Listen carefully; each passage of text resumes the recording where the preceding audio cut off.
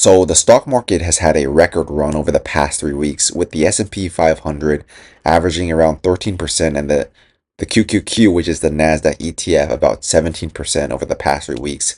And that is a record run since the 1900s, honestly. And that leaves a lot of investors to wonder whether or not this is the start of a new bull market, which calls for higher prices, 7,500, 8,000 on the S&P 500, or is this, more like a short squeeze and squeezing out all the shorts that has been positioned bearishly since February and March, which could lead to another correction into summer of this year. So let's find out. So one thing I want to point out is that, this run has been very, very extended to the upside. So we're looking at the S&P 500 ETF here, the SPY chart, and you can see that the price likes to hug all the MAs, the 50 MA, the 100, the 200, which is this red line here.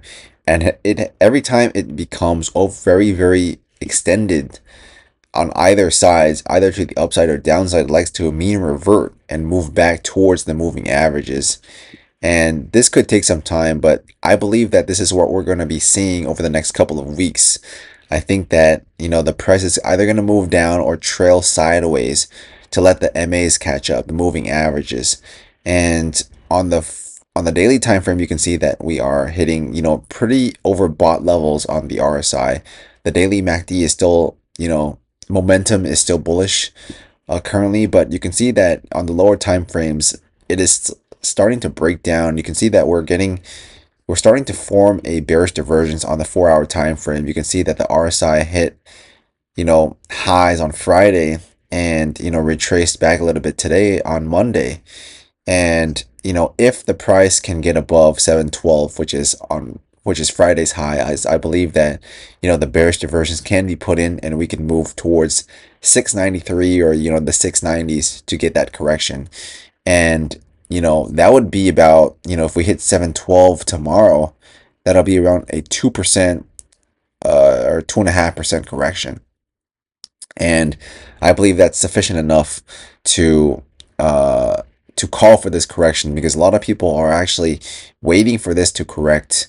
Either they've been sidelined or short squeezed, waiting to get back in, because a lot of people see this move as unsustainable. That is the consensus view. And because that is the consensus view, I believe that a lot of these people would be, been proven wrong again.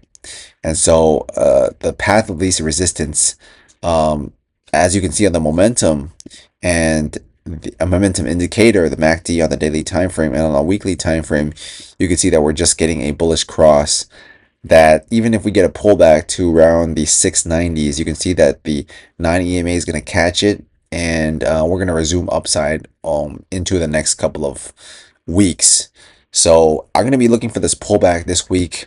And one thing I want to point out is I've been mentioning Microsoft over the past month or so. I've been mentioning Microsoft on shorts, on my long form videos, and I got ridiculed for it. Funny thing is, a lot of people are asking me why Microsoft. Microsoft is behind in AI. It's been making these investments in open AI, but it's not paying off. But look what happened. We went from 360 to about 424, about 17% gain, a $63 gain in less than 3 weeks.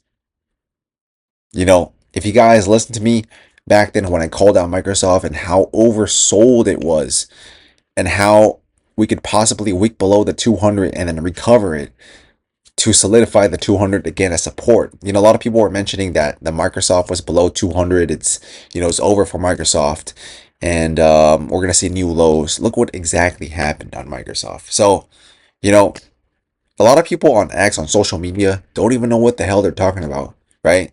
I'm here to give you, your bang for your buck. I'm here to tell you what exactly is a good buy. Microsoft is a Mag 7 stock. It's not going to go anywhere, right? So, hope you guys found this analysis helpful. If you guys enjoyed this video, hit that subscribe button, hit that like button, and I'll see you guys in the next update. Peace.